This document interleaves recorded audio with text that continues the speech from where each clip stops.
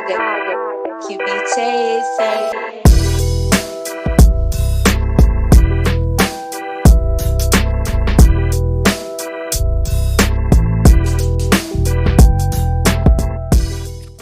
G'day, listeners, and welcome back to another very special guest episode of the Matter Mentality podcast, where we talk all things training, nutrition, and psychology to maximize your performance.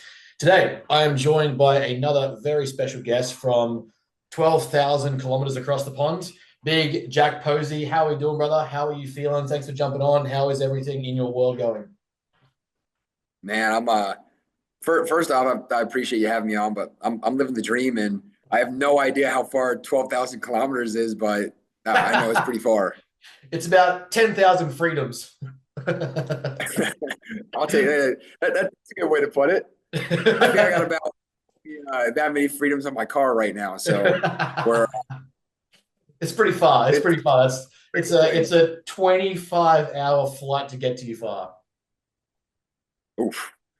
Yeah. So I actually recently, I think, the furthest flight I've done was 14 hours. I was just out in Japan. I had to fly 14 hours from Texas to Japan, and I thought that was far. So 25 is absurd. Yeah, I think it depends on how straight you get the travel. The first year we came over in 2023, it took us 26 hours total travel to get from Brisbane to Dulles Airport in Washington to catch up with Cav. That was 26 hours total travel with like a 2-hour layover in between.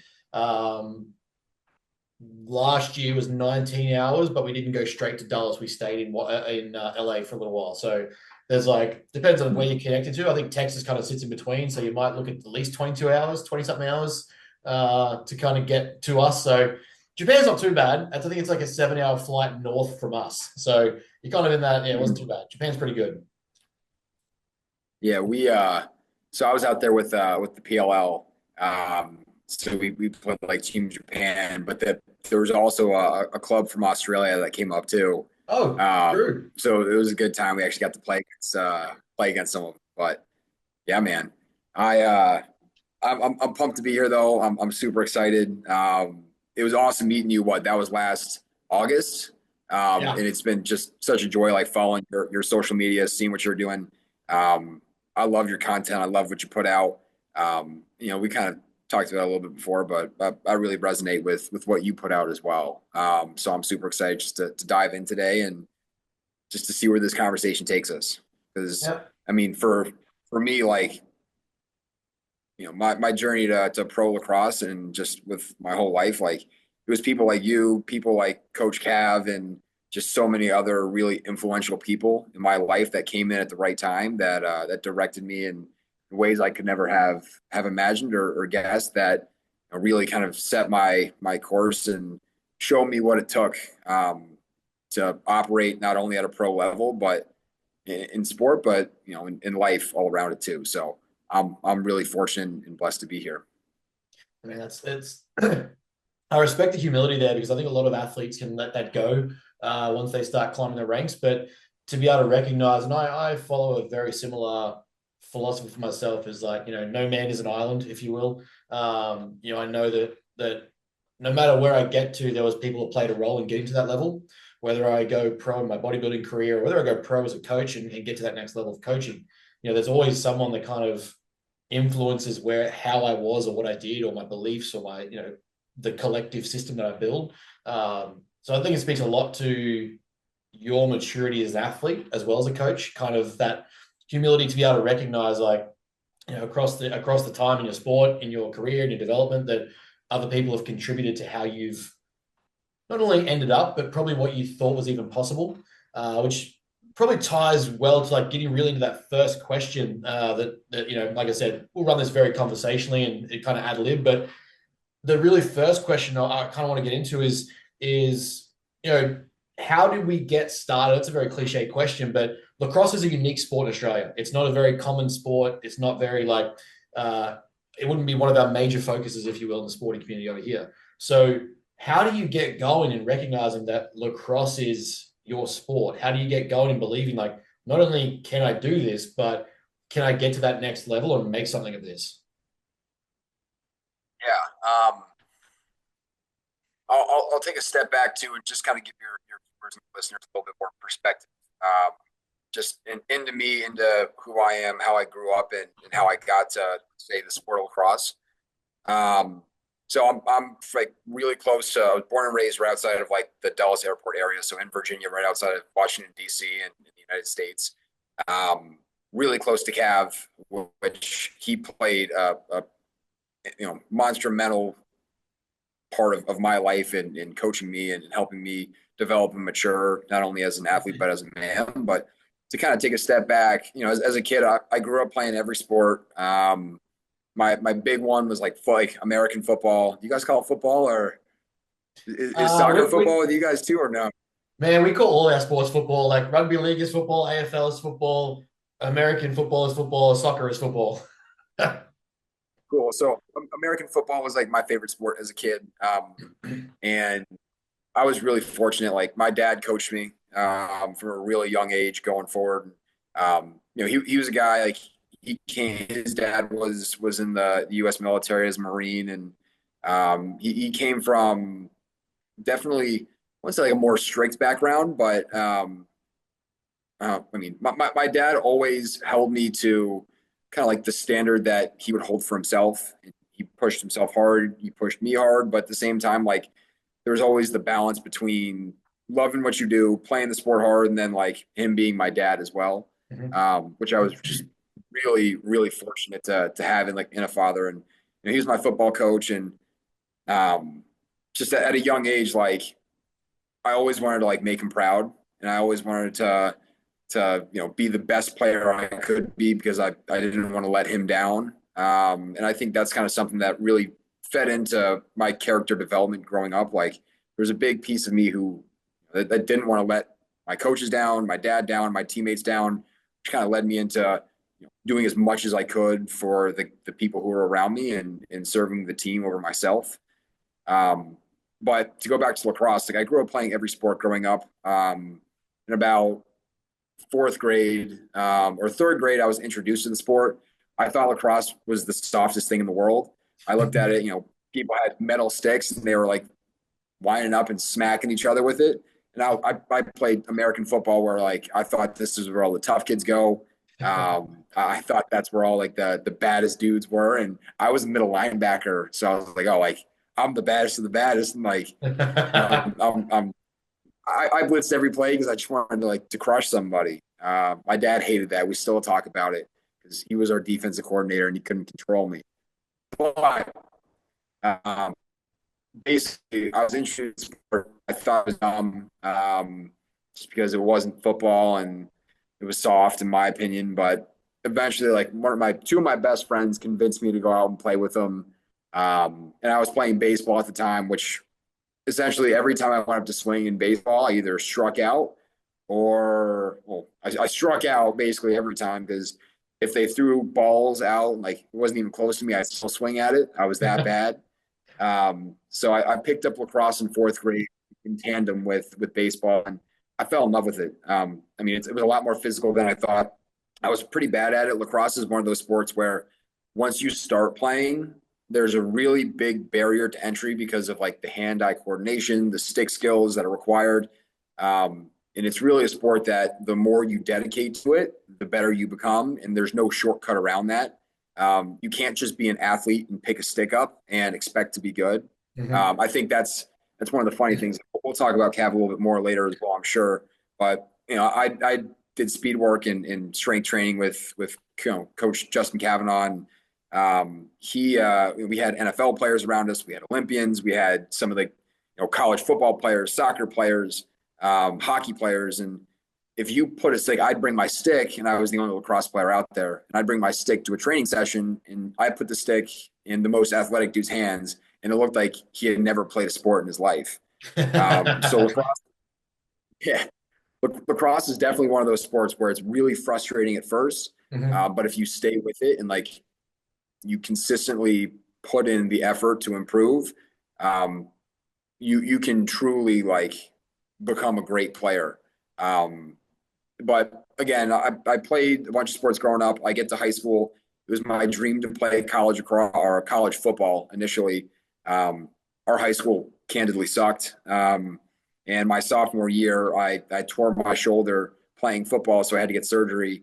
And I really look at it in the sense of like lacrosse chose me. At that point in my sophomore year, kids were already like one of my really good friends that had already committed to Johns Hopkins, which was one of the, I mean, they're one of the best programs ever in Division I lacrosse. Won multiple championships, always like a top 20 team.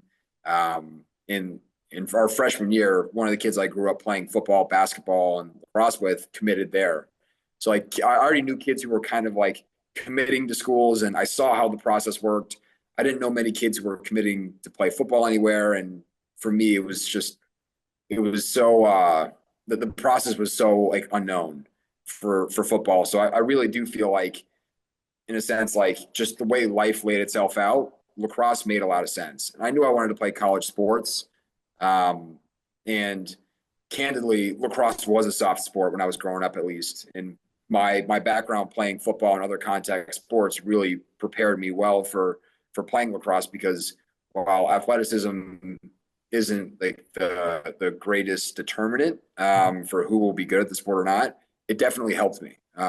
Especially, you know, I play defense, so I have a 6 foot, you know, metal pole that I get to beat the crap out of people with. So being athletic definitely did serve me at a young age. But yeah, lacrosse really picked me. And I think kind of going back to talking about when you pick up a stick, it takes a lot of time and a lot of repetitions. And, you know, we call it wall ball. It's like just passing, you know, a rubber lacrosse ball against the wall and catching it like over and over again. I mean, I've played wall ball almost daily for probably the past like truly daily over the past, I'd probably say 5 to 6-ish years. You know, missing a couple days here and there, but and that I really picked that up on a more consistent basis as I got better and as I you know, increased in ranks, in the sense of like varsity in high school to college and then to playing professionally. You know, you talk about like what can your viewers take away. I think one of the biggest things is, as I've consistently, or as I've gotten better throughout the years, I've become a lot more consistent with the basics and the fundamentals. And I've really emphasized just repping those out like over and over again. In my focus and intensity in that kind of practice has really elevated as I've gotten better. So it's not like I've gotten away from them, but I've I've really leaned a lot more deeper into it. So like how lacrosse and why lacrosse, lacrosse picked me. I believe like, you know, God gave me this talent and ability in this sport, and he lined up my life in a way to influence you know, others and myself through this avenue. And it's gifted me so many just incredible and amazing experiences. And I've been fortunate enough to see just so many amazing parts of the world and of the different sides of humanity through it. And it's truly a beautiful game. And yeah, so I think that answers the question. But I wouldn't have had it any other way. It's not the most glorious sport in the sense of, you know, dollars and you know, fame. And a lot of the guys that play pro play it purely out of love. We all have multiple jobs. No one truly plays lacrosse professionally, and that's it. And I mean, you alluded to it, like coaching is something I've also begun to do recently, and I've started my coaching career out over this past year. But yeah, so I play lacrosse full time professionally, and I also coach full time. And it's truly been a blessing. I just wanted to put in a fun fact. The first time I ever actually seen lacrosse in action, I had no idea where it was, and I watched. Oh God, I must have been 8 or 9 years old, maybe 10, something like that. And I watched the first American Pie and the what's his name? Slater. Oh, what's his name? That's gonna escape me now. It's gonna kill me. What's his name? I forget. But one of the main characters plays lacrosse in American Pie, and I'm like, what the fuck is this sport? And I'm like all I know is like American football, and gridiron was like the college sport to play. And then there's like American Pie, this guy's at high school and he's just playing this sport where they're just shoulder barging each other, carrying giant sticks, wearing face masks. I was like, is this like ground hockey with a bat? What is happening? That was my first exposure to lacrosse. Yeah, lacrosse. You know, one of the deeper things too. Like, and obviously we were chatting before, and you know, I'm honored and humbled that you like the content that I post and some of the stuff that I put out. But a big reason why I do put out content and I share my experiences, honestly, because of movies like that and the way that pop culture has, in America at least, depicted lacrosse. And I believe it's getting better. But lacrosse is definitely seen as a very affluent sport. It's seen as a very like preppy, prestigious sport, and the whole like lax bro idea is something that you know I come across a lot of, Mhm. and I think I'm not sure. I mean, I only play professional lacrosse. I don't know what other sports are like, but as I've gotten, you know, better and I've played on higher level teams, I've been exposed to more and more like phenomenal human beings that Mhm. just are the furthest thing from the picture that's been painted by pop culture. Um, and one of the big holes that I saw, at least in the perception of lacrosse, is like, there's all these like phenomenal human beings, but they don't, for one reason or another, like they aren't as they don't put themselves out there as much, Yeah. and the perception of lacrosse hasn't changed um, to reflect what I truly believe is the like the true character and quality of the people within the sport. So while it's funny, you know, I definitely see it as like there's a deeper responsibility to posting it, to showing that like there are some of the best people I've met in my entire life, and a lot of the best people that I've met are within the sport of lacrosse. Yeah, and I'm excited to kind of highlight some of those people today as we continue to go on. But I think that's why a yeah, large part of why thank you. I think that's a large part of why I respect a lot of what you put out is I find a very similar denotion of bodybuilding and people, justifiably so. There's a lot of health risks and dangers and intensity and like, extremism that comes with something like bodybuilding, physique development at such a level. But the lessons, the characteristics, the traits, the developments that I've learned from bodybuilding, whether they've exacerbated already existing traits in myself and disciplines in myself from other sports, but the way it's changed my life, I feel it my responsibility to share the pros because a lot of the time, and like I said, it's probably very similar in the way lacrosse is depicted and shared, is that it's either the negatives, the personalities, the pop culture references, but it doesn't get to the depth of what the sport can actually show and what the sport is actually all about.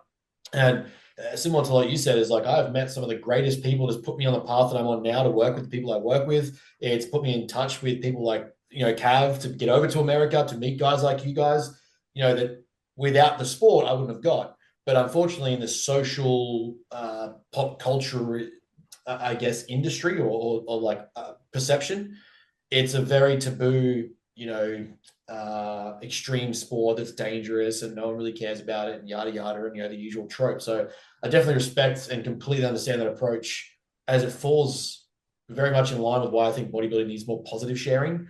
Um, because yeah, we both play very extreme or we pursue very extreme endeavors. Like physical contact and physical development are very extreme pursuits when you look at what goes into every single training session, every single season, every single game.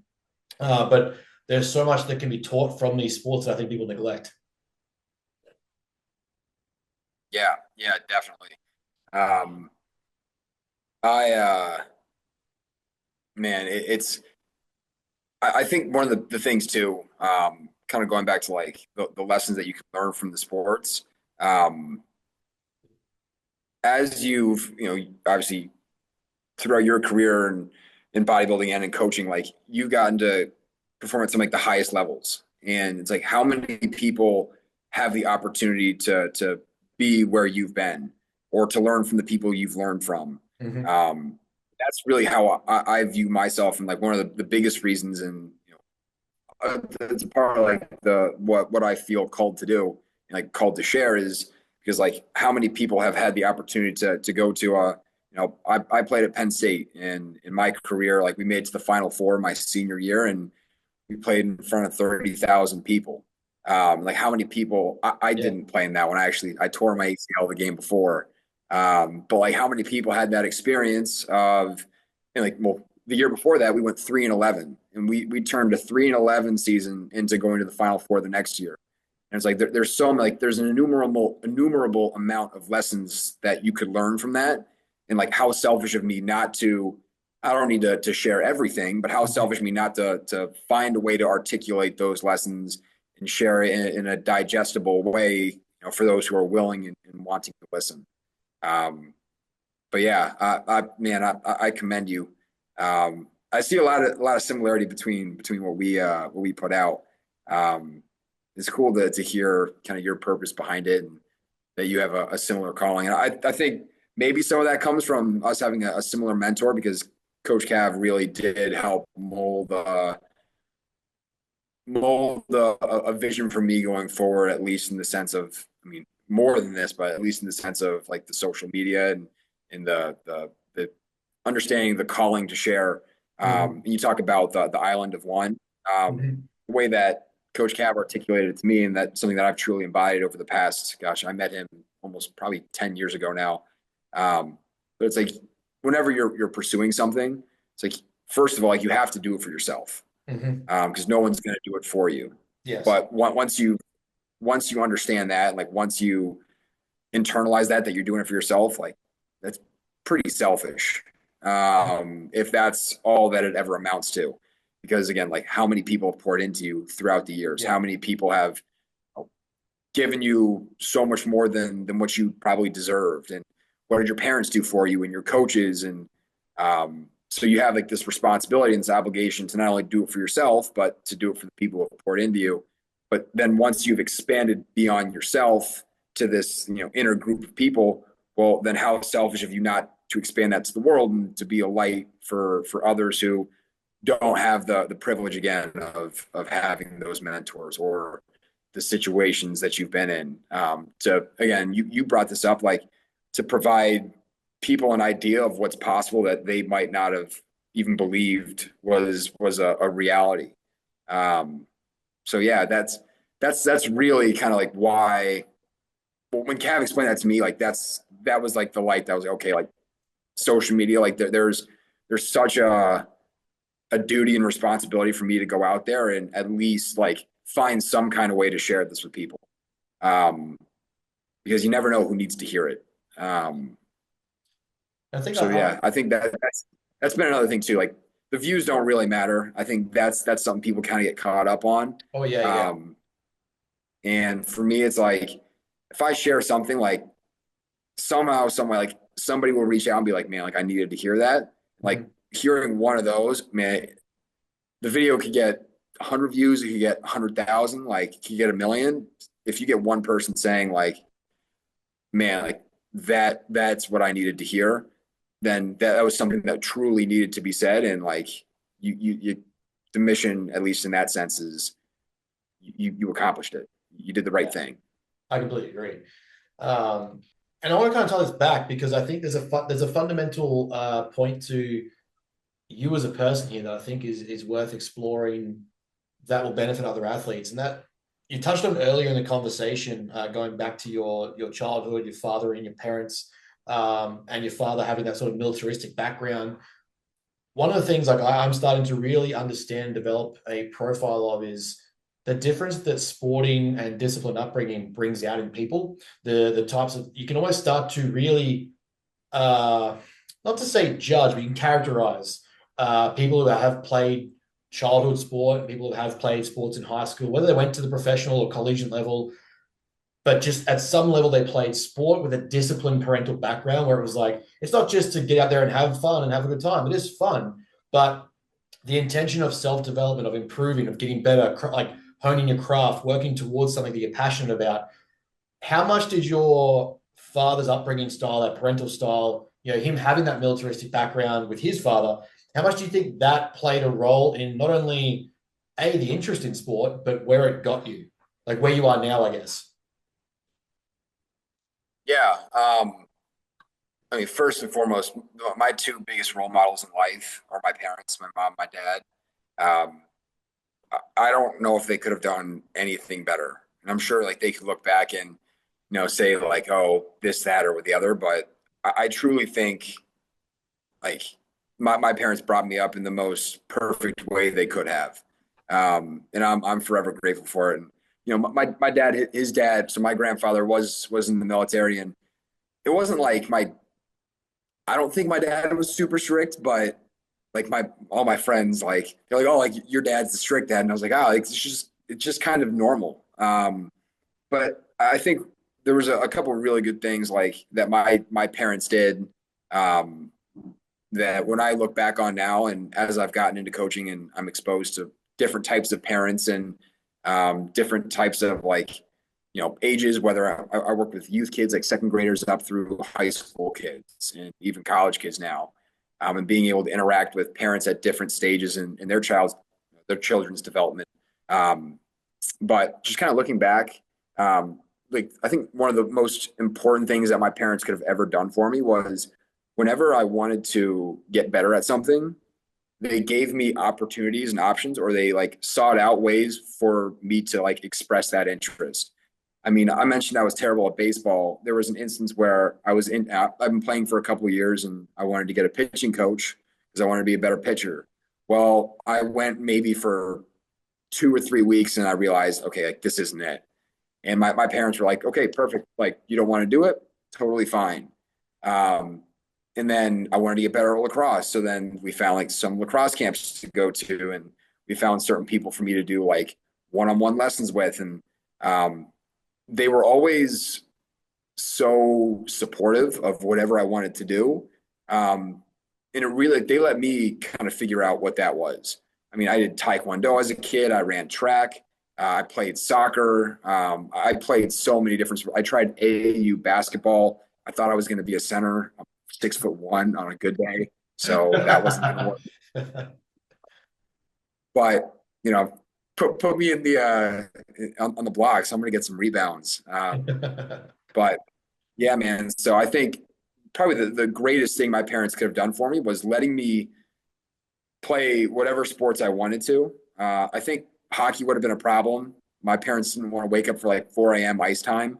But they really let me do whatever I wanted in the sense of now they provided direction and they pushed me to play, like not push me, but like encourage me to play certain sports. That's a good way to put it. Mm-hmm. And again, like I said, whenever I wanted to get better, they tried to do as much as they could to find those resources for me. And if I showed an interest, they'd continue to support that interest. And if the interest faded, they would never push me to stay, but they also wouldn't let me quit. Yeah. And I think that was a massive thing. Like I hated baseball in fourth grade. I was playing lacrosse at the same time. They didn't let me quit. They had, obviously had to finish out the season, but the second that baseball practice was done, you can be damn well sure that our family was the first one out of the parking lot heading over to lacrosse practice. But yeah, just in the sense of like my upbringing and my parents, like I always had really tough coaches too. I was fortunate to have that, like guys who pushed me physically and mentally. Yeah. And I think that that was something too, like that was pretty normal for me in like the discipline piece. I remember like my dad, we were on one football team. My dad was the assistant coach. Like he was the defensive coordinator, and we had a head coach. And I remember we did conditioning one day, and at the end of it, I said I wasn't tired, which I probably should have said I was, but I wasn't going to lie. And then the next practice, the head coach like made me do bag jumps and hill sprints for like 30 extra minutes. And my dad just kind of sat there and watched. And essentially like, what that taught me was, well, my dad's not going to jump in and save me. It's like, I earned this, so I'm going to have to, go through this. Like dad's not just going to come in and say, oh no, like take it easy on my son. So I think that just kind of instilled me like, okay, like this is hard work. And I think another thing that my parents did, not in the sport sense, but it definitely translated over to it. And I think it's a big reason why I chose coaching over, I mean, we kind of alluded to it a little bit earlier, but like when I chose coaching, I actually chose walking away from a Wall Street job in finance. Um, but my parents, they both started a company, probably, I think it's probably 12 or 13 years ago at this point. But as a kid, I saw my parents start up this company, on their own with my dad's parents, and my mom and him that started up this company, and just seeing them be entrepreneurial. And I mean, there's lawsuits that happened in the beginning and people trying to sue them out of business, and just seeing my dad's ability to show up every single day and to not only not quit, but to be there for his family and for my siblings and for my mom. The example he set without saying a word taught me more than I could ever imagine. Coming out in coaching, it's a lot more of an unpredictable pathway than a typical corporate job. Yeah. And I think a lot of that, I'm very fortunate. Like I saw what my dad did and kind of how he shouldered that responsibility of being an entrepreneur and still showing up for the people he loved. And like he was still my dad too. Like, I mean, we'd go out and we'd play catch, we'd watch sports, we'd go on vacations. Like he was growing up like one of my best friends. And he did all of that while running a company, while trying to make it survive. And they ended up out on the other side of all of the challenges that were thrown at them. So just the resilience piece too, and like seeing how tired he was, but then he'd come to practice and then his energy was always there and he was always present. And I mean, we were in 4th and 5th and 6th grade and he was watching film and putting together game plans. And while I didn't understand, I didn't understand the magnitude of what he was experiencing, and my mom as well. I mean, she was in it just as much as him. But well, I didn't understand what they were going through, and I've been fortunate enough to learn more and more as I've gotten older, and I've asked more questions. But like it really showed me like what true hard work was and what discipline looked like, and what it meant to not only like work hard, but to also show up for the people who you love and for the people who are on your team. My dad being a coach of other guys as well. So he was really my first role model of a coach too.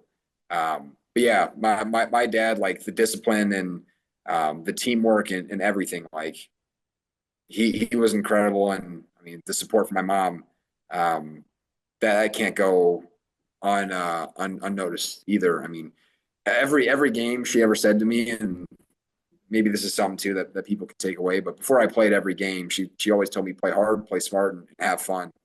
And she still tells that to me to this day. And I think with that, it was just like the consistency of it too. It's like, you got to work hard. You have to do everything you can.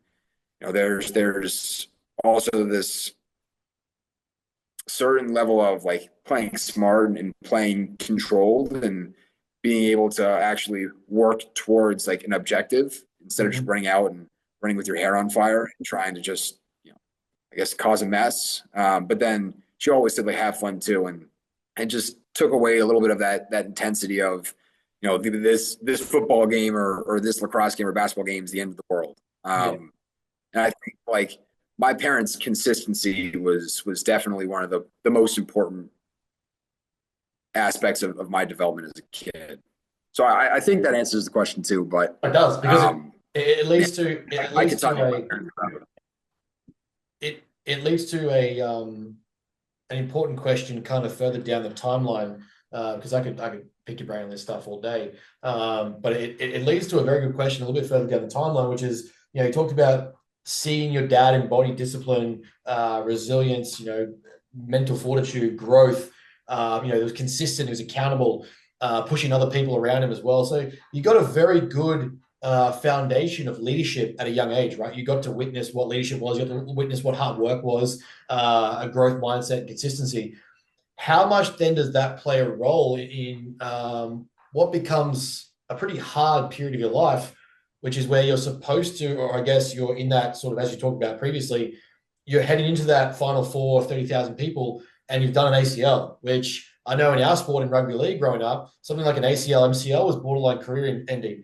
Nowadays, it's a lot more, sports science is a lot more developed, and luckily recoverability is a little bit more high percentage.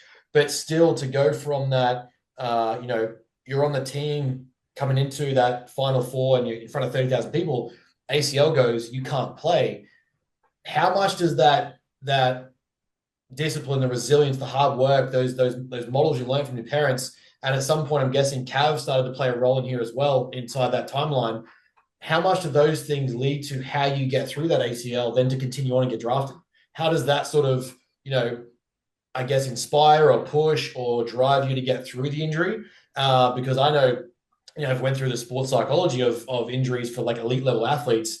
They can be very life draining, career ending, mentally breaking more than physically breaking. So, how does those lessons early on, from your father, from your parents, coaches, then obviously getting to meet Cav, how does that inspire you to work through the ACL and kind of get to that next level?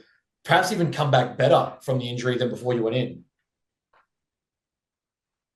Yeah, it's a great question, and we could we could talk for a long time, kind of going through this, but I'll start with when I met Cav, because I think that when I met Cav, and he really showed me what it was like, to truly take care of your body at an Olympic and elite level, like a world-class level. I think my ability to not only learn and understand it, but then to put that in practice and routine, it prepared me so much. And like when I went into surgery, I was in such a great state because I've been taking care of my body at an elite level for probably 5 years at that point, like straight.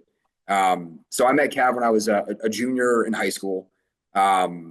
So 5 or 6 years before my knee injury. And I came to him. This is right after I tore my shoulder in football. I think I mentioned that a little bit earlier. Yep. Did the rehab. It was okay. And then I was looking for a gym to be surrounded by some really good athletes to push myself because I wanted to play Division I, college sports and lacrosse. So I met Cav, and he really started to put me on a program to fix my shoulder because it was subluxing a little bit and there was pain while I was playing. But then what we also found out was, and I knew it, but like my body was constantly in pain. My knees hurt, my hips hurt, my back hurt. I remember I'd go to a movie with my friends, and I'd be sitting in the movie theater, and 30 minutes in, I'd have to stand up and leave because sitting down in a chair caused that much pain. And I was a 16, 17-year-old high school kid. So Cav got me on a stretching protocol and a stretching routine, where it was about an hour long of like long duration stretching, anywhere between 2 to 5 minute, essentially like holds or stretches, doing static stretching. And I've probably done that routine, I mean, almost religiously. I've every year I probably miss less than 10 days, and it's been almost 10 years now. I mean, I stretched this morning for about an hour and a half. And there's a lot more that goes into it, but like stretching, I think, now I don't know what life is like in the bodybuilding world. I'm sure there's so many like people who deal with consistent pain. But stretching is like the one thing that we can all do. And then whenever someone's like mentioning that their body hurts or certain things hurt, it's like, well, you can't look to other people to save you. Like the other people aren't just going to be here for you, and they're not going to take away pain, and not going to ask somebody to fix your body if you're hurt, and they're going to do all the work for you. And what Cav gave me in the first couple months of me working with him was essentially this protocol to help me at a very base level take care of myself, and I wouldn't say save myself, but to give me the tools to equip myself with. So if I was in pain, he gave me a way out. And I mean, there's no, what's the word, substitute for time in the time that you put into recover and the time that you put into take care of your body and train properly. But I start by saying that because I think that consistency with stretching an hour a day, and doing a lot of these like little controlled movements, very slow tempo things, like to help again with joint health, with these little stabilizing muscles. Like I was in a good spot, compared to a lot of other people who had gone through injuries like that. So let's fast forward a little bit. That's my junior year in high school. I'm consistent with this throughout my career. I get to Penn State, or my high school career. I get to Penn State. Freshman year, I strayed a little bit away. I think, getting away from home, I thought I was Superman and I could do everything. And then that COVID hit, thankfully for me, and set me more straight and back on the path that I knew I needed to walk if I wanted to accomplish my goals. And I think it's important to note that throughout my college career, I didn't play in meaningful minutes my freshman year. I started one game my sophomore year, and then I got benched after there was an injury, and I was like the next guy up. So I really didn't play my sophomore year. I got hurt my junior year trying to lift too much. So it was self-inflicted injury. I had thankfully it was like a minor tear in my pec, so no surgery needed, which is massive. But I missed half the year. And then when the season came around, I didn't start as a junior until, unfortunately, another one of our guys got hurt. And then once that defenseman got hurt my junior year, about probably a third of the way to almost halfway through my third year of college, that's when I finally got my shot to play. And it was that after our first game, my junior year, when I still wasn't playing, I called my dad, and I drove off like into I think it was like a Office Depot or Staples, like, whatever parking lot at 9 or 10 o'clock at night. I called my dad crying. I'm like, Dad, like, it's been 3 years. The coaches still aren't playing me. Like, I know I can play. I know I can help this team. And like, there's like, no, I don't see the light at the end of the tunnel. And I was just emotional and breaking down at this point. And I'm hoping that my dad's going to be like, hey, Jack, it's okay. Your coaches are wrong. Like, they should be playing you. And I was hoping for some kind of like solace or some kind of reinforcement in that moment. And I just remember, like, I'm in the dead of tears. I stopped talking, and my dad, like, I'm waiting for him to respond. And he goes, well, are you going to quit, or are you going to keep going? And that was just like, reality hit me in that moment. And I was like, oh, like, nobody is going to come and save me. Like, I'm reaching out to my dad, and like, he showed me that it falls on me in this moment. And that I have to make this decision, that I have to keep working. And that was tough to swallow, but in that moment it was like, okay, like, Jack, like, this falls on you. And then seeing, like I mentioned, my parents starting up a company and seeing them never quit. I'm like, well, I have this example. My parents never quit, regardless of how hard it got. So that was my junior year. And then my senior year comes around. It's my first year I ever started and played the whole season. I was fortunate enough to be an All-American that year. And from the looks of it, like the year before, again, we were playing bad. I wasn't really playing as much, and we went 3-11. And even when I did start playing, it wasn't like I was the saving grace that came in and turned the whole season around. But we get to my senior year, and it's like, okay, like, we've sucked, and Penn State's supposed to be a good program. Like, my freshman year, we were the number one team in the country. In my junior year, we went 3-11. So there was a lot of, like, I mean, when that season ended, it was like I went straight to work. I ran so many extra one-on-ones. Being a defenseman, being a lockdown defenseman, like, that's what I pride myself on. And I pride myself on that because of all the time and the effort that I put in truly dedicating to doing everything I can to be great.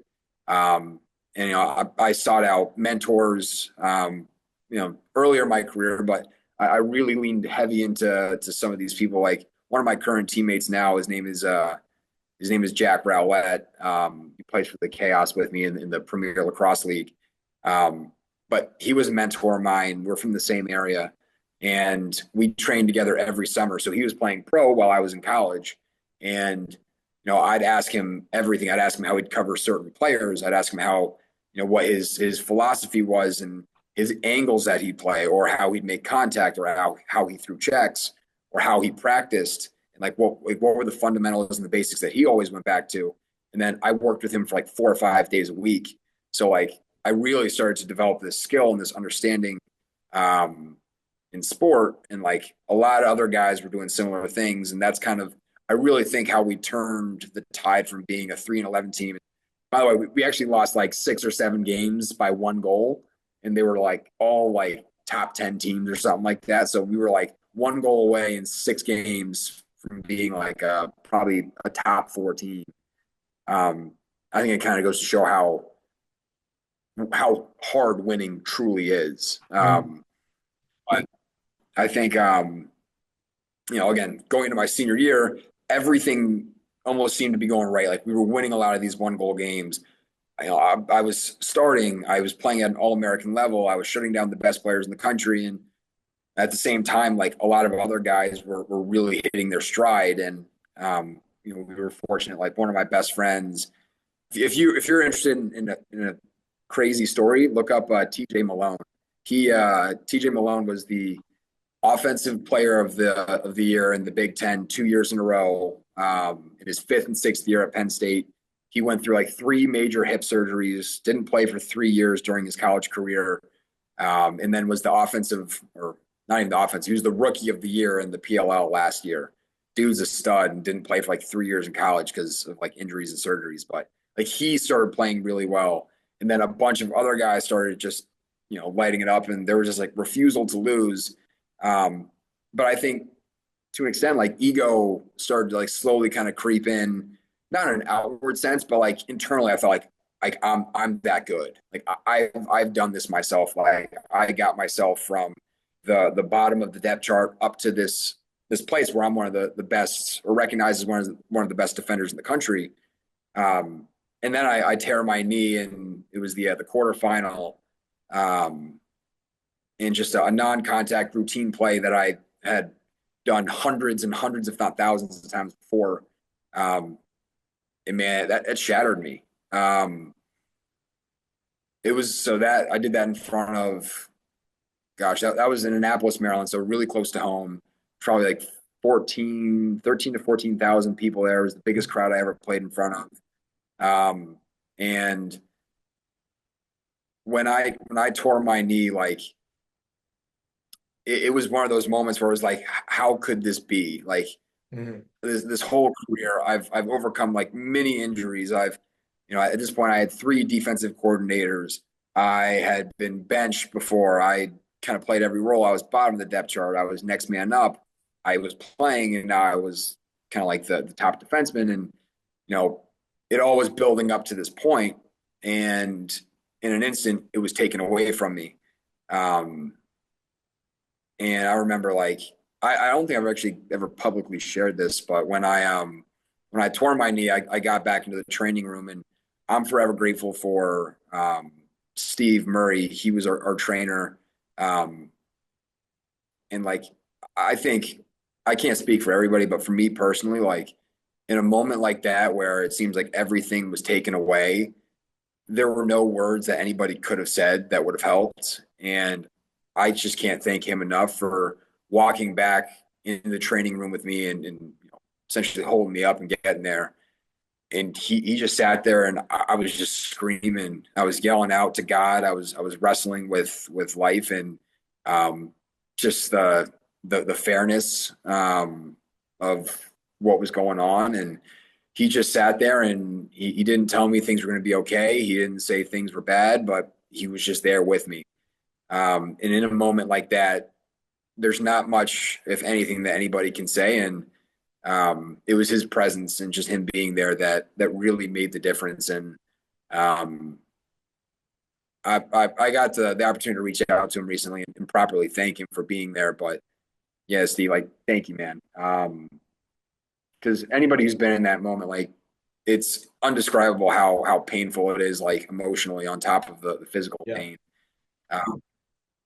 But yeah, one of the tough parts too was that was before halftime. So then once I kind of pulled myself back together, all my teammates walked right by me, and that was brutal, man. Just seeing all of them and feeling like, not that I let them down, but just we all cared and loved each other so much. We had been through so much together that year, and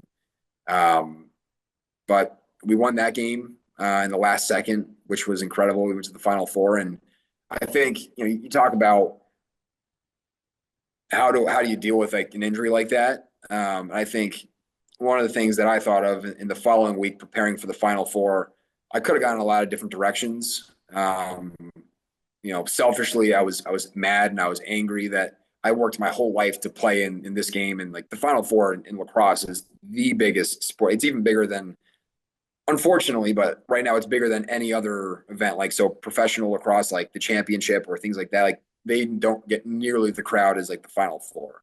Like that right now is like the mountaintop if you can play in the Final Four on Memorial Day weekend. And it's like, oh well, I got it ripped away from me, and I could have been resentful, I could have been bitter, and I felt those emotions like nonstop, and it's not like that it wasn't present in my life, but I realized that I again had the responsibility and the duty to be there for my teammates and help out in any way I could, whether that was like handing guys water, whether that was helping guys in any way possible, helping the guy who came in and started for me. Like the guy who replaced me started in one game early in the season and then didn't play for the rest of the year.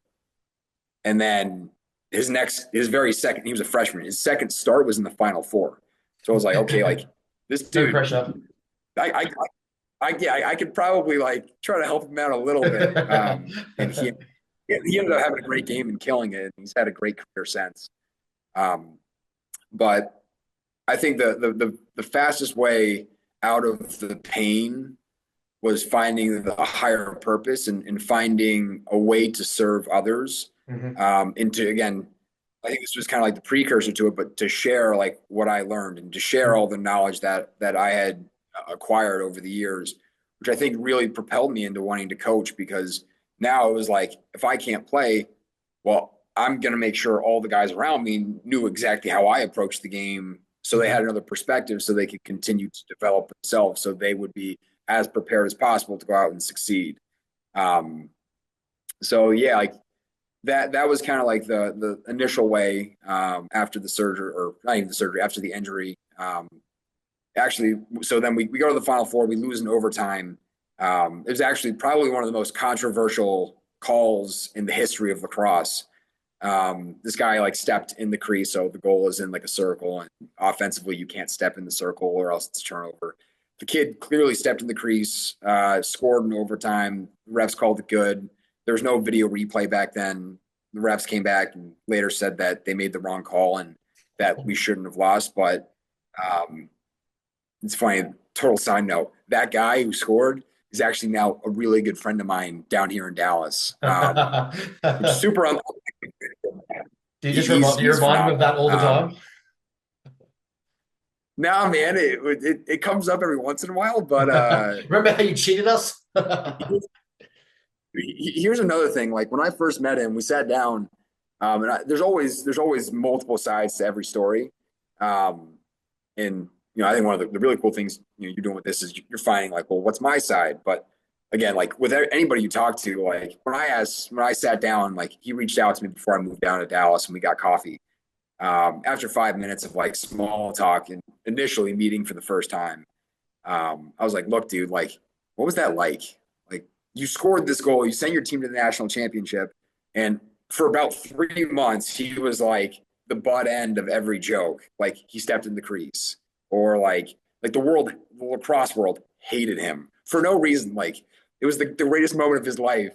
And he was like, yeah, dude, like that was one of the greatest things I've ever done. And for me, it was like, you're the villain. And then for him, it's like, dude, it was awesome. But perspective is always interesting.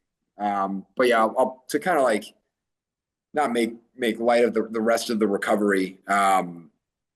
But I think one of the big things, like the consistency that I had seen from my parents in the sense of like work ethic and not quitting, that was just ingrained in me at such a young age that I knew I was going to be consistent.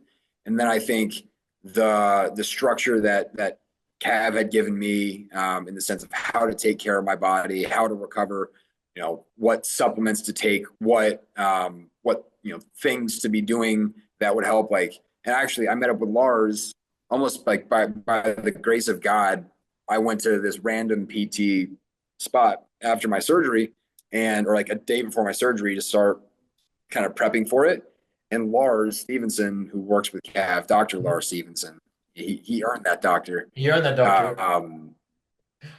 He he was actually assigned my case, which was a miracle. It was like his second day in that facility. He was doing rotation, which like, I mean, you talk about a godsend like that. That was, I was meant to get back involved with Dr. Stevenson and Coach Cav.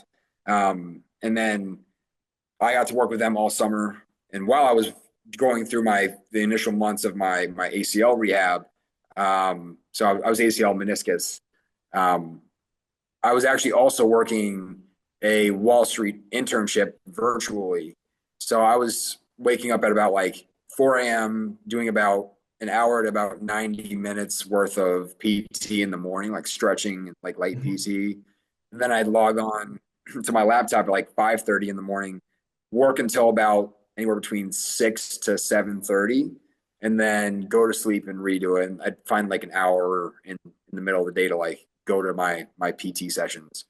And yeah, like I think one of the tough parts about my recovery was this was my senior year, and I fortunately had one more year. From COVID, I got an extra year of eligibility. And for me, it was like, if I want a shot at playing again, I need to recover in a very elevated timeline. Like I only had 8 months to recover. Like if I did a traditional like 9 to 12 months, I wouldn't have played in my 5th year, and I wasn't going to get drafted. Nobody was going to sign me because I wouldn't have played in over a year, and I was coming back from, again, a potential career-ending injury. So that really forced me to find somebody who, a surgeon who felt comfortable getting me back in an elevated timeline in like 7.5 months, and finding a PT who I believed in that could get me back at 100%. And thankfully that was Coach Cav. But throughout that summer, I think one of the biggest things was like there was this just mountain of stress and anxiety really that gripped me for the first time, like true anxiety, where if we were having this conversation, I wouldn't have been able to talk. Like I couldn't even breathe, and it was ongoing for like months and months, because I felt this pressure of, if I don't get back in this time, well, my career's over. And on top of that, so I was getting my MBA. So that was in the summer. I go back to school. Now I'm getting a 1-year MBA. I was a captain. I was trying to come back from this massive surgery, and every weekend I was driving about 4 hours home to go work with Cav. And it was building up to a point where I kind of similar to where I said, like, there was like this internal ego that I had been building up throughout all these years of, oh, like I did this, like I got myself to Penn State. I got myself from, and it wasn't like I wasn't appreciative of the coaches around me, but it was like, oh, I can do everything. Like, I can go from being the last guy in the chart to being an All-American. And then throughout the surgery, it was like, oh, I'm going to be the guy who, recovered in 7.5 months from an ACL meniscus. And there was a point where I broke, and it was just one practice. Like I went out, I was a captain, and I wasn't playing. And if you're a captain and you're not able to play on the field, like you better be a presence, at least with your voice or in some kind of sense and guidance. And I remember there was one practice where I shelled away, and the anxiety was so heavy that I couldn't think about anybody but myself. And I was like, oh my God, like I'm not strong enough. And that like shook me to my core. It's like, I can't do this. And not that I was quitting, but I realized that I physically didn't have the strength myself to do what I was seeking out to do. And like personally, that's truly when, for me, like I rediscovered my relationship with God. And like understanding that there was a greater plan and purpose for me. And that I didn't need to have the strength myself, and that I could essentially cast my worries and anxieties onto tomorrow, and that if I just had faith in the process, had faith in the people that God had brought into my life, um, and essentially just did everything I could to do right by others, and to walk a straight and narrow path, like whatever was going to be, like that's what I was meant to do. So I that really, like, that acceptance and understanding that being a follower of Christ was the most important thing. Freed me of that anxiety. Didn't make life easier. If anything, my life got a lot harder. But I just had this understanding that if I did everything possible each and every day, if I told myself the truth and I told others the truth, so in the sense, if I didn't lie to others and if I didn't lie to myself and if I didn't quit, well, that's what really mattered in the sense of like defining success. And it wasn't, did I come back? It wasn't, was I going to go play pro? It really came down to, like I said, like doing everything possible, always telling the truth to others, and most importantly, myself, and then choosing to not quit. And growing closer to God in each and every step, and just deepening that faith. And I was fortunate enough. I came back. I played in about 5 or 6 games in my final year. I didn't play great. I actually got less and less playing time. I started my first game back, and then I got less and less playing time. My last ever college game, I had 90 seconds of playing time. I got beat. And then my coach pulled me out. We lost. Our season ended. And then, so the draft had happened. I didn't get drafted, actually. I got signed as a free agent. But when that final game happened and I got 90 seconds of playing time, I had I had 13 days until I had to report to camp, because the PLL, the Premier Lacrosse, the Pro League, backs right up to the end of the college season. So I had 13 days to go from playing about the worst lacrosse of my life to having to play the best lacrosse of my life. And I think this goes back to what I brought up a little bit earlier, in the sense of like the basics and the fundamentals. And when I had those 13 days, it was like, okay, like each and every day, if I want to accomplish this goal, I need to do everything I can, make sure that at the end of the day, I can say to myself and look myself in the mirror and say, okay, I did everything. And then again, not quit. And like, for me, it was like the footwork and like doing slow, intentional footwork, using a lot of imagery to like imagine dodges that I was covering. I'd get that in every day, a lot of live one-on-ones and putting myself in the toughest situation possible. And one of my best friends, Mark Sickler, like, God bless him, he came out and ran live reps against me. Again, I'm beating on him with a long pole. We did like 30 or 40 reps a day. Really as much as my knee could handle, like going at 100%, having him sprint at me as fast as he could. And I think by putting myself in the hardest situation possible and going back to those fundamentals truly prepared me. So when I got to camp, like, practice was easy and the scrimmages were easy and the games were easy. And I think a big thing too was just like, I was really at peace with not knowing if I was going to make it or not. And I remember like the night before the first practice, I mentioned one of my great friends and mentors, Jack Rowlett. He was on the team and he's now one of my teammates. But he asked me the night before if I was nervous. And I was like, honestly, no, I'm not.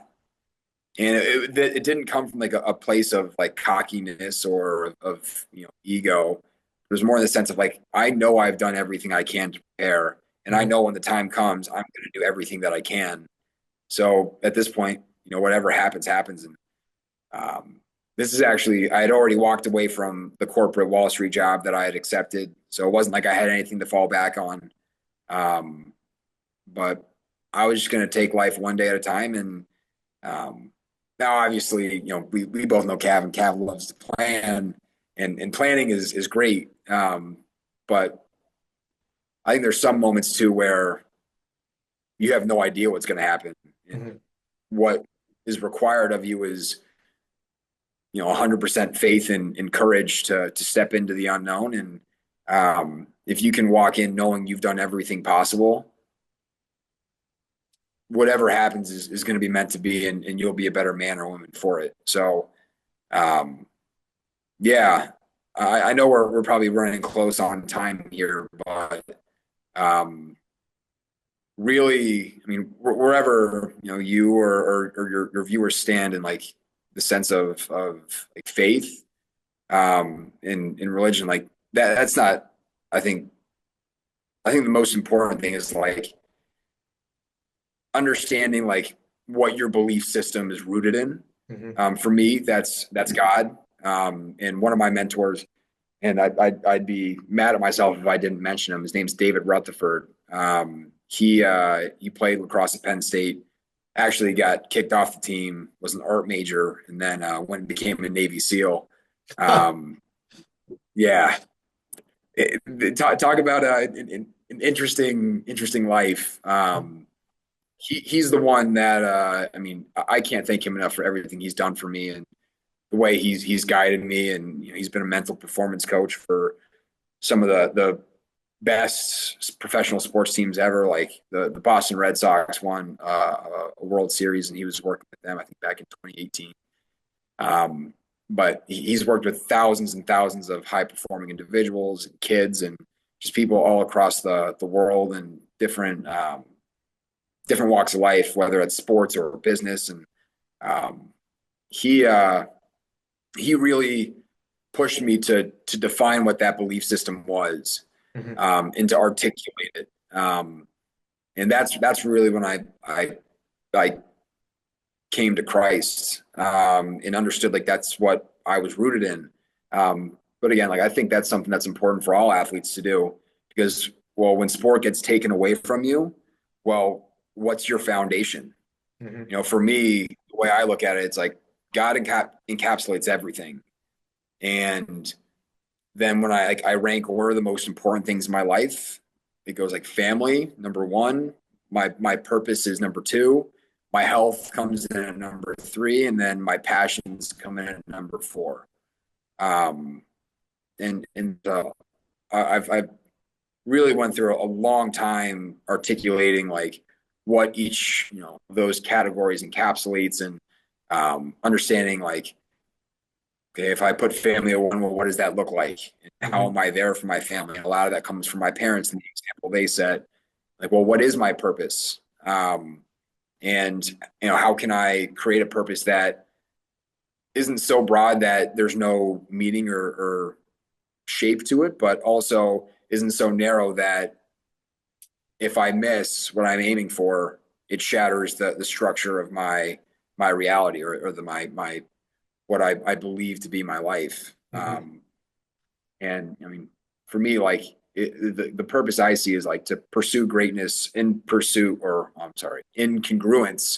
with the pain and suffering that comes along, to be able to learn and share the lessons learned with those who are willing and wanting to listen, which, we were talking about social media a little bit earlier, like that's in a big piece, like an extension of what that purpose is, to share those lessons. But really, really to go through like what you believe in and what you value, and to articulate it. So you have that foundation, that structure to fall back on in times where everything is taken away from you, or at least it feels like everything is taken away from you. I think that's been something that was so fundamental, and I never thought to do it until my great friend and mentor, Rut, brought it up. But that changed my life as well, and that really, again, gave me that solid footing to be okay if I didn't make the team, because there was more to life, but to also not neglect and look past the opportunity that was out in front. So that was a long-winded answer as well, but no, I think it's like I said, it's an essential answer, because it's not a simple topic, right? Like when we look at pillars or values in one's life, we look at principles in one's life, like we use a very similar, though not based in religion or morality, but more so based in structure, based in values and principles in one's life. They can be anything in any walk of life. You know, I've worked with different people. I've worked with agnostics, atheists. I've worked with people that have beliefs in structure, ordained, you know, messages and purpose, or they've, you know, they're fully bought into their religious spirit. It's more so having that anchor to what you value in life and where your faith is going to get you through something hard. One of the big philosophies we teach, and that is the fundamental of my thought basis, is that deliberate intentional suffering actually leads to growth and development. But you have to know what you're suffering for. You can't just suffer for the sake of it and say, you know, I put myself on a 40-day fast and I'm not going to eat food. Like, that's not deliberate or intentional. It's just stupid. But if you're suffering towards something of a bigger meaning or a greater meaning, it gives weight and value to that suffering. It is providing lessons, education, meaning. You know, it's creating a reasoning for your life that's bigger than just simply, I want to play lacrosse or I want to be a bodybuilder. Like the sport, when I really try to teach a similar sort of framework and philosophy, is that the sport is really the vehicle through which we develop and harness our values, our skills, our life, and the lessons it has to teach. Like realistically, That's right. these endeavors, these great pursuits, are a way in which we can externally project or perceive our internal values and beliefs.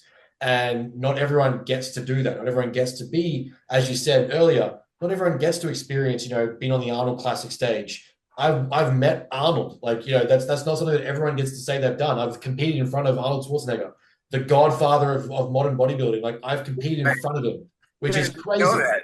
Dude, it was one of my first national competitions, and I'm like, I'm a nobody at this point. Like, you know, I've got the basics down, I've got the shape, but I've got no size, no history in the sport.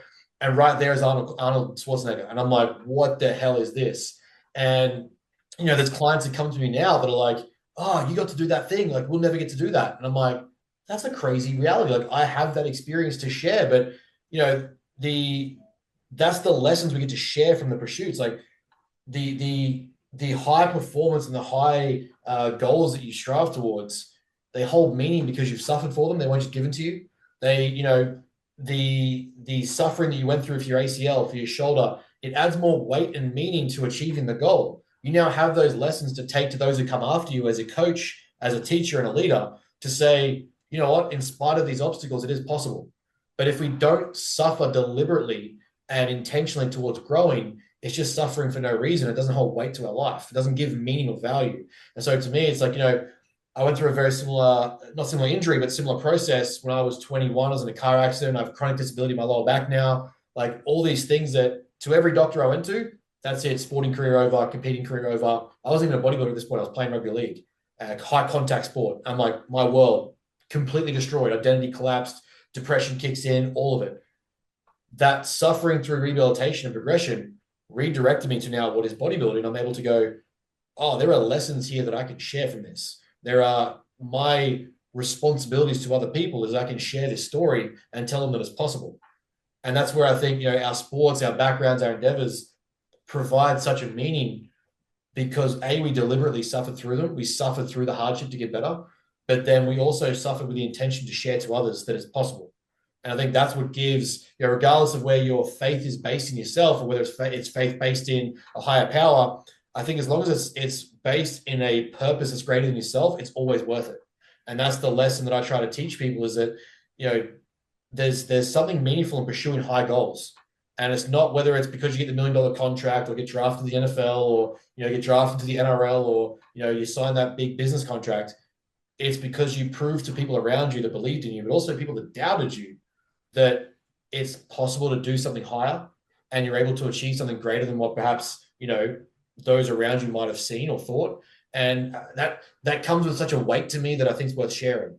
And so, you know, regardless of whether it's a long-winded answer or a short-winded answer, I think it's essential to have those conversations because it proves to people that even though, you know, people might look at us as like, oh, you're just lucky athletes who got to do X, Y, Z. Like, well, if you went through my upbringing, my career, my injuries, my list, there's nothing lucky about it. And I wasn't even someone I would consider great, but the the systems, the purpose, Yes, the belief.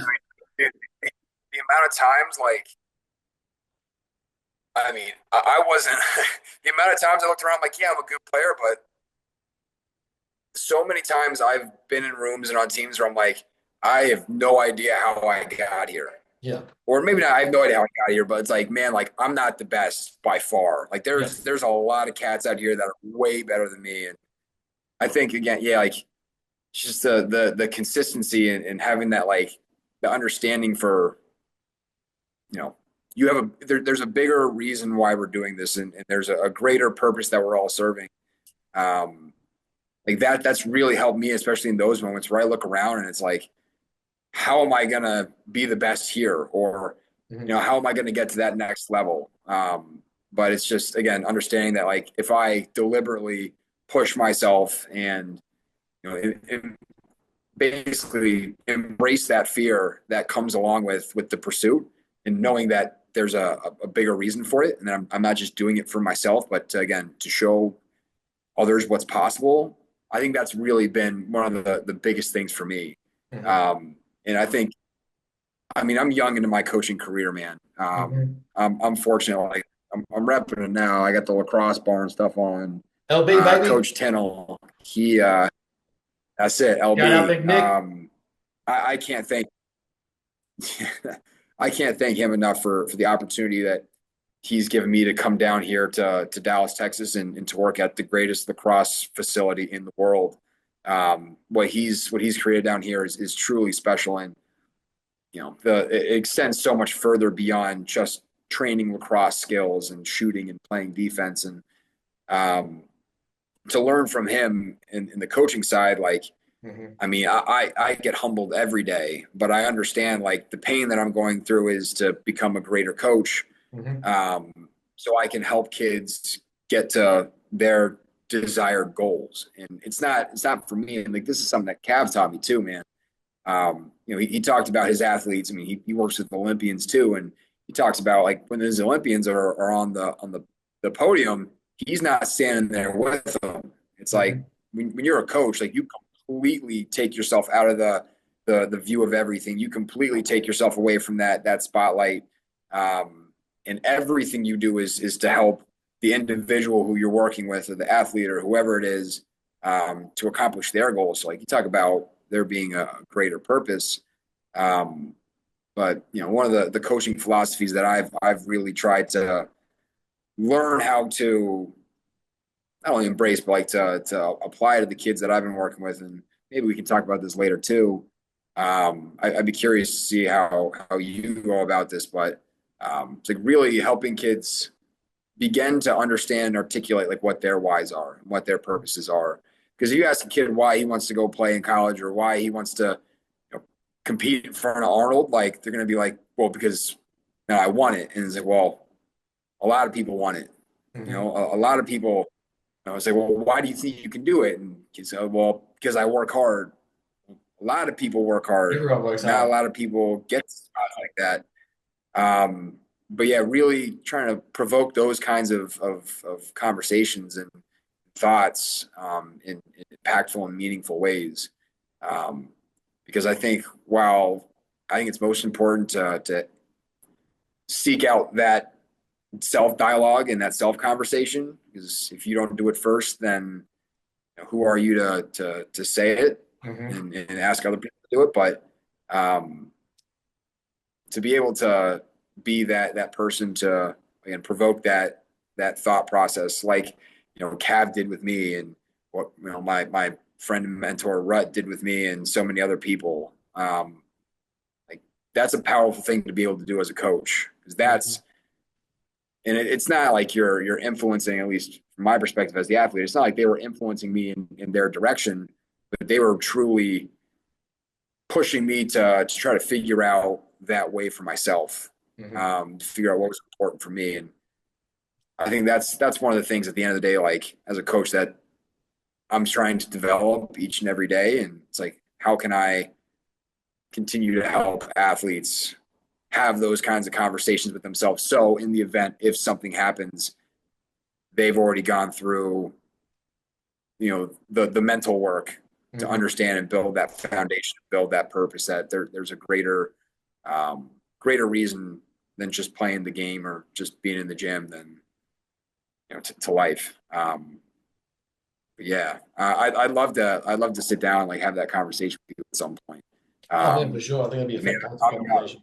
I'm I'm young, 24, man.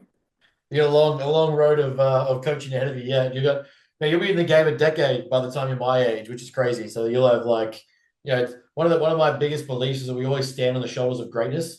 And for us to, no one, as we said, no one is an island, no man is an island, in the sense that even if you think that you're self-made in your own business, your own career, your own development, it's always off the backs of the work and the foreground that people have put in, the forework that people put in, the leaders in our sports, in our fields, the researchers, the educators, the coaches that study the things that, it produces understanding that we can then implement and learn from. So, even in the lacrosse space, you got Tintel who would have learned from someone else, who would have learned from someone else. Like you're what I call almost like an academic bloodline.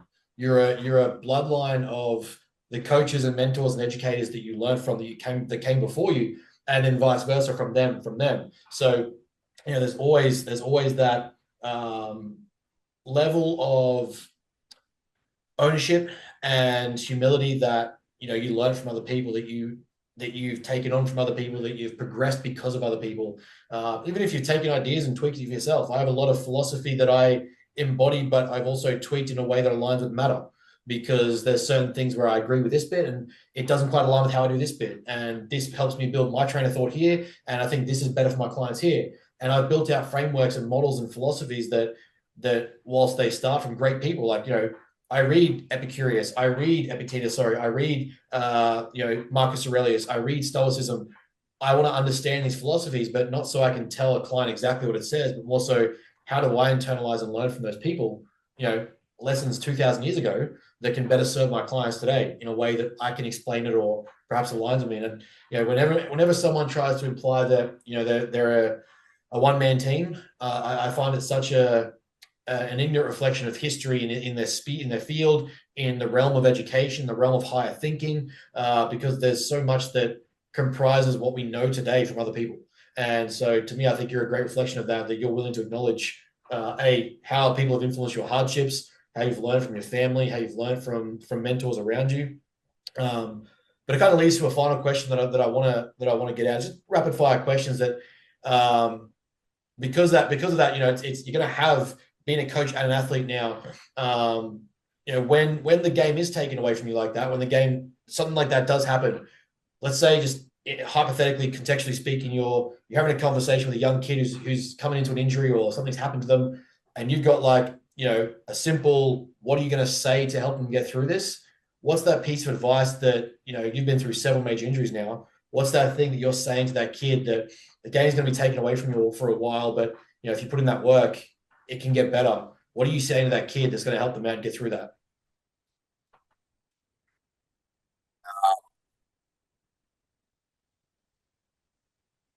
Let me get this phrasing right. What I said. Hmm. The stories that we tell ourselves don't predict our outcomes, but they do dictate them. That's what Mm, I would say. I love that. I love that. That's good. That's a powerful point. I mean, we could sit here and relish on that. Literally, I could have an entire conversation just around that point, self-narrative theories and things like that. It's where my passion starts to take over with like psychology and philosophy. I'm like, let's just unpack that. But what has been your biggest lesson so far in what you've taken from your sporting career and how you're applying it to your coaching? Like I said, just kind of rapid fire question. Don't think too hard on it, but what's that big lesson that you've gone from my career to sharing with others? What's that biggest lesson that you're giving at the moment that you think is kind of embodying your coaching? Um, Biggest thing I learned from playing my career is, I think, consistently, if you're willing to stay in the game and you're willing to continue to push, you'll not only succeed because you get better, but because other people will drop off because they also can't sustain the level of work year after year. So I think it just kind of goes back to in coaching, if you love what you do, and I think that's the most important thing. Like if you love playing and if you love the game, and that's something that like you can do like year over year, like you will find success, God willing that nothing happens and you don't get hurt, and that you remain healthy and all that. But you will find success if you don't quit and you love what you do. And that's something that Coach Tinnell reminds me every single day. I mean, his story is incredible, and it's just a story of perseverance and determination because he loves coaching and he loves giving back. And now he's the owner of again, the greatest lacrosse facility in the world. But being able to instill that in kids, love what you do. And if you stay in it long enough and you work and you do the basics and the fundamentals over and over again, year after year, like you will accomplish your dreams. And it is possible. I love that. Where you can accomplish your dreams. I agree. Completely agree. Man, we're going to wrap up here because we've been on it for a while now. I think there's a lot of lessons that listeners and viewers are going to take away from this, which, I can dissect in a whole separate podcast, to be honest. But you've got your season coming up now. Is this technically your first year for the Chaos or the second year? How does the season work? You're starting up camp at the end of May, going into your first game. Are you coming into your first year with Chaos, or is it the second season with Chaos? Yeah. So this is year 2. Awesome. So summer of 2024. I guess last year, June 2024 through September 2024 was my first season. We're going into my second season right now. So our season goes from basically the end of May all the way through the middle of September, if we make it to the championship. So that's the goal. So yeah, I'm super pumped. I got about 2 weeks until camp starts. Essentially, our camp is 1 week, and then our first game is the last day of camp. So we're close, man. We're close. Getting at your feet, getting excited. How can we? All the work is building. What's that? All the work has been building up. Yeah, the off season's been long, but man, I'm ready to go. I love it. I love it. I love the passion. How can viewers like? I want to get people more exposed to sports like lacrosse because they're so intense and passionate. How do people get in? I guess in touch with watching or paying attention or finding it. Like, is it streamed? Is it YouTube? Is it Instagram? Like, how are we going to find you playing for the Chaos in May? Yeah. So the best way to watch live games is to get ESPN Plus. I'm not sure like what the subscription is like. If it's just in the States or if it's worldwide. But ESPN Plus has all the games. But one of the really cool things you can do, actually, this is what I'm doing right now. Like I go on YouTube and I just type in. So there's 8 teams. If you just type in if you typed in Chaos Lacrosse, like full game, you could go find all the games from last year. So I've actually been watching all the games from last year, clipping out all the little plays and building up scouts, just preparing for the season. But you can go and watch every single game from the past year on YouTube. Again, there's 8 teams. There's the Water Dogs, the Whip Snakes, Archers, Outlaws, Redwoods, Chaos, Cannons, and what's the last team? Oh gosh, forgetting them. Oh well, I'll remember them eventually. Not even good enough to worry about. Don't worry about it. If you look up one of those teams and then lacrosse full game, they're on YouTube. That's awesome, man. I appreciate it. Dude, thank you very much for jumping on. We'll have the descriptors down below with all your links, obviously, to your Instagram. I know you're pushing that stuff right now. We've talked about it a few times.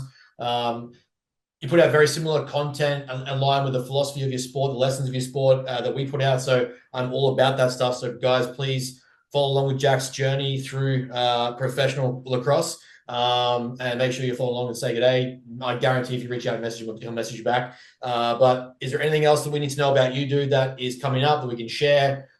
What's going on that, last sort of thought there that we can throw out for you?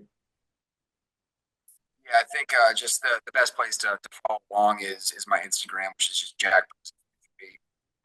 But with this last little bit before we end, Ben, I'd just like to say thank you. And when you reached out to have me on with you and just to have this conversation, it's truly an honor. I don't know. I don't really feel like I deserve to be here necessarily, but just since I met you back in August at the Coaching Catalyst event that Coach Cav ran, I've heard of you before, and just kind of being around Cav and all them, and it truly is an honor to not only know you and to get to meet you, in person last August, but to get this time to speak with you, and just the fact that you reached out. I'm truly honored to be here and to share this with you. So thank you for having me. I can't express how grateful I am, and I wish nothing but the best for you and all your viewers and your athletes. So cheers, man. I appreciate you. No, man, I appreciate you, and the privilege is all mine. Thank you for jumping on. Guys, we will wrap it up there and drop all the links below. Make sure you go follow Jack and watch him go kick some ass in May.